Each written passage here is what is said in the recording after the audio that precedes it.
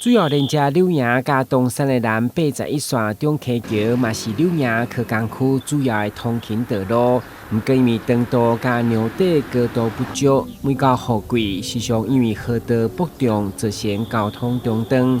对此，干务局向水利署争取1亿2000多万的经费，加上市府主筹款总共1亿9500万进行改建。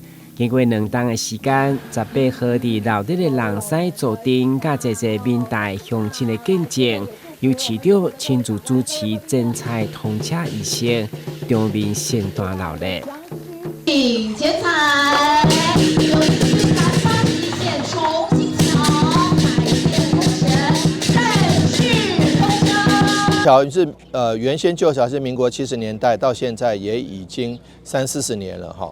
那高度不够高，然后又河川淤积，每下大雨的时候都会封桥。那现在非常感谢中央支持1.22亿元，总经费1.95亿元，能够让支持这个大桥能够改建。那将来现在已经改建好了，那高层更高，然后那个桥墩更少，那行车更安全。改建以后，中溪桥长度甲牛底高亭拢加长加深，对来减少河道的阻碍，大大提升行车安全。而且还有好消息，桥梁两边的护花整治，中央嘛同意将半3000多万进场时间，预计5月就当完工。台湾新闻军事采访报道。